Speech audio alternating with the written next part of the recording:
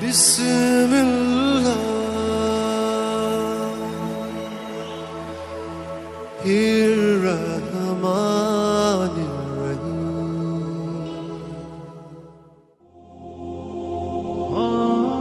السلام علیکم میرے محترم عزیز دوستو۔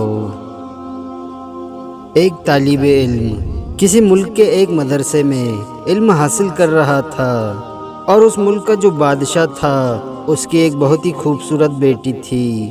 وہ شہزادی انتہائی خوبصورت اور حسین اور جوان تھی، اور یہ طالب علم جو درس لینے گیا تھا یہ بھی جوان تھا، جوانی کا عالم تھا۔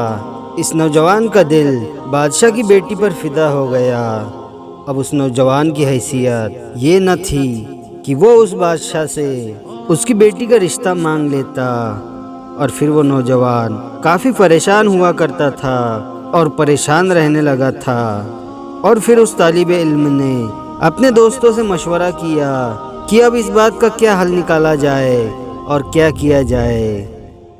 تو اس کے دوستوں نے زبردست تنقید کا نشانہ بناتے ہوئے اس نوجوان طالب علم سے کہا، تمہارا دماغ خراب ہو گیا ہے کیا بھائی؟ اگر بادشاہ سلامت کو آپ نے بتا دیا کہ آپ اس کی بیٹی سے محبت کرتے ہیں تو وہ آپ کو زندہ تیل میں جلا دیں گے۔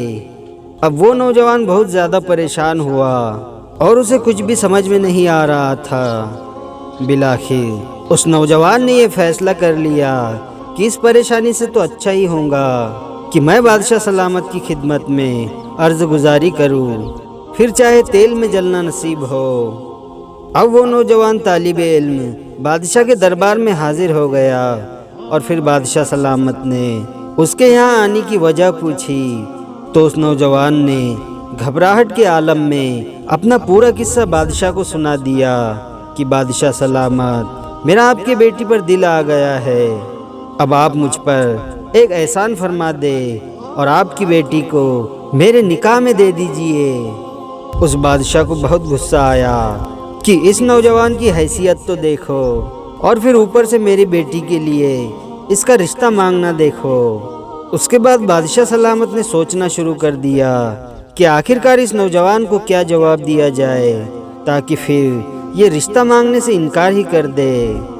تو اس بادشاہ نے نوجوان کے سامنے ایک شرط رکھ دی اور کہا کہ تم نے اس شرط کو پورا کر دیا تو پھر میں اپنی شہزادی کا نکاح تم سے ہی کروا دوں گا، اور اگر تم اس شرط میں ناکام رہے تو میں تمہیں جلتے ہوئے تیل میں جلا دوں گا۔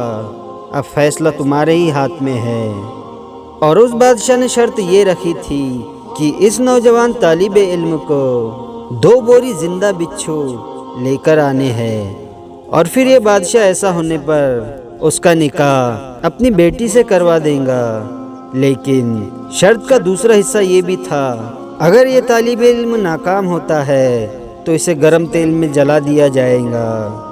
اس بادشاہ نے یہ شرط اس لیے رکھی تھی کہ اتنے سارے بچھو، 2 بوری بھر بچھو یہ نوجوان کہاں سے لے کر آئے گا، اور یقیناً پھر یہ نوجوان اس شرط کو پورا کرنا ناممکن سمجھیں گا، اور پھر میری بیٹی کا رشتہ مانگنے دوبارہ کبھی نہیں آئے گا۔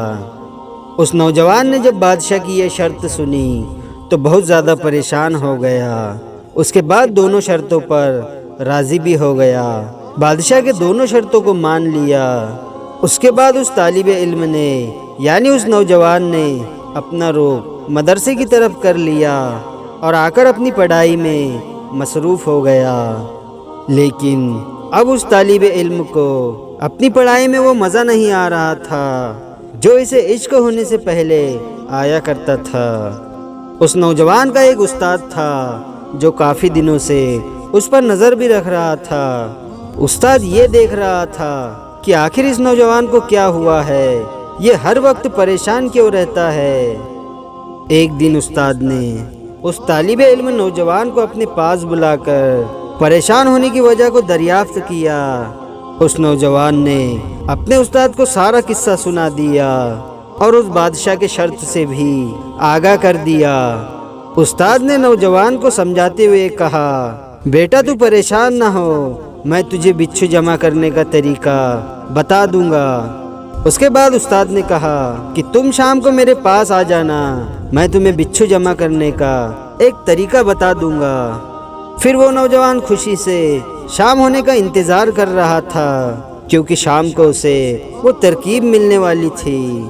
بالآخر پھر شام ہو گئی اور پھر وہ طالب علم بے تابی سے اپنے استاد کے پاس جا پہنچا۔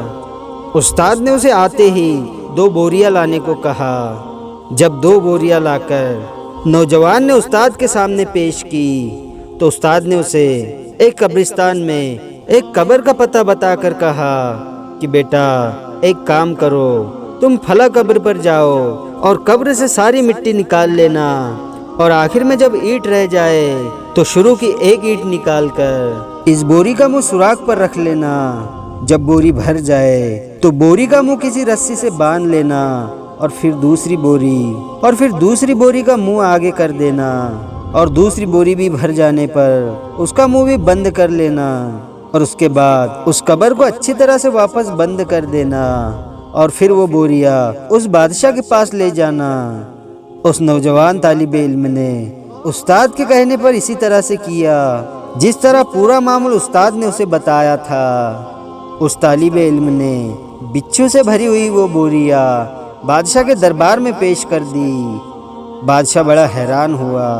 اس نے اپنے وعدے کے مطابق اپنی بیٹی کا نکاح اس طالب علم سے کر دیا، اس کے نکاح میں اپنی بیٹی کو دے دیا، اور اس نوجوان طالب علم کو اپنے پاس بلا کر بچھو جمع کرنے کا راز اس سے پوچھا کہ اے نوجوان، ذرا یہ تو بتاؤ کہ تم نے اتنے سارے بچھو کہاں سے جمع کر لیے؟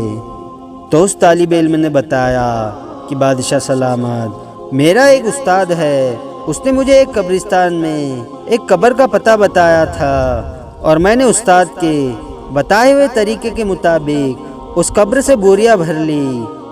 بادشاہ سلامت نے اس نوجوان طالب علم کے استاد کو دربار میں حاضر کرنے کا حکم دے دیا۔ اگلے دن استاد کو بادشاہ کے دربار میں حاضر کیا گیا تو بادشاہ نے استاد سے پوچھا کہ تمہیں کیسے معلوم تھا کہ فلاں قبر میں اتنے سارے بچھو مل جائیں گے، اس قبر میں جمع ہیں؟ تو استاد نے بتایا کہ بادشاہ سلامت، یہ اس فلاں آدمی کی قبر ہے۔ یہ آدمی زندگی میں اپنی داڑھی منڈواتا تھا اور مرتے وقت بھی اس کی داڑھی نہیں تھی۔ اللہ اکبر۔ دوستو، نبی پاک صلی اللہ تعالی علیہ وسلم کا ارشاد مبارک ہے کہ جو شخص اس حالت میں مر گیا ہو کہ اس کی داڑھی نہ ہو تو قبروں میں اس کے داڑھی کے ہر ایک بال پر ایک ایک بچھو مسلط کیا جاتا ہے، اور یہ حضور صلی اللہ تعالی علیہ وسلم کا ہی قول ہے۔ اس لیے میں نے اسے اس قبر سے بچھو جمع کرنے کا کہا، اور اس قبر کا پتہ میں نے اپنے طالب علم کو بتا دیا۔